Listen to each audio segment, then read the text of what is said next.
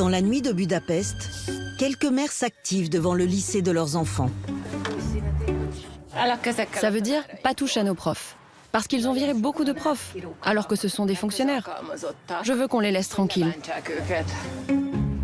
À leur manière, ces mamans soutiennent la fronde des professeurs hongrois. Depuis des mois, ils dénoncent des salaires trop bas et des menaces sur leur liberté d'enseigner. À l'automne, 15 d'entre eux ont été licenciés. Leur faute, avoir fait grève. Jusqu'au 30 septembre, c'est ici que j'enseignais les maths et la chimie. Tamas Palia est l'un des premiers à avoir reçu sa lettre de licenciement. Rupture exceptionnelle de contrat de fonctionnaire. Quand j'ai reçu ce papier le 30 septembre, c'était un vendredi, ça me disait que je n'avais plus besoin de revenir le lundi. 4 de ses collègues du même lycée ont aussi perdu leur travail. En cause, la nouvelle législation hongroise sur le service minimum. Depuis 1 an, celle-ci impose aux professeurs grévistes d'assurer la moitié de leurs cours et même la totalité pour les élèves qui préparent le bac. Tamas s'assume avoir désobéi, mais le souvenir de son renvoi reste douloureux. Beaucoup d'élèves pleuraient car la nouvelle s'était répandue très vite. Alors on a parlé ensemble, c'était très touchant parce qu'ils étaient nombreux à sangloter. Et moi aussi j'ai fini par pleurer. À 9 heures passées, cette professeure de mathématiques devrait être devant ses élèves. Ça a déjà commencé.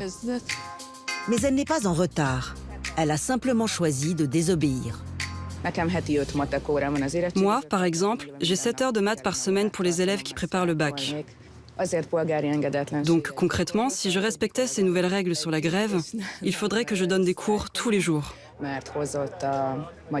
Comme le gouvernement a fait cette loi qui rend la grève invisible, nous avons choisi avec mes collègues la désobéissance civile. Bien sûr, en refusant de donner ces cours, je sais que je peux perdre mon travail. Mais je préfère défendre mes collègues et mes principes.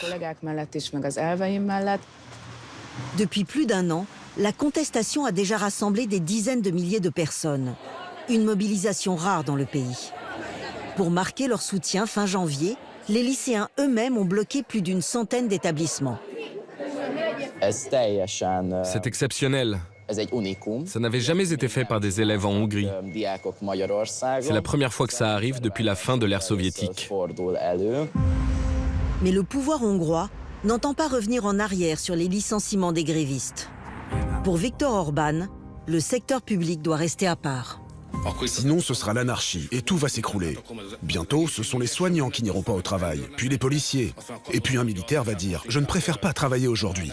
Jusqu'où ça va aller? Pour cette enseignante figure de la contestation, elle aussi licenciée à l'automne, le désagrément lié à une grève constitue un passage obligé pour se faire entendre.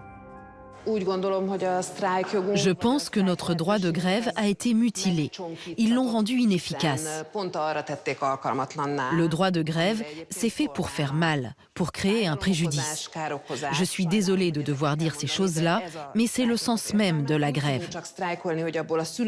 Donc si on fait grève sans que les parents d'élèves ni personne ne s'en rendent compte, alors l'employeur n'est pas mis sous pression. C'est comme ça que ce décret, puis cette loi, ont vidé notre droit de grève de tout son sens. Selon les syndicats d'enseignants, le métier n'est plus attractif et plus de 16 000 d'entre eux manqueraient à l'appel. Ça, c'est un signe d'absence. Et ça symbolise l'un des 16 000 profs manquants.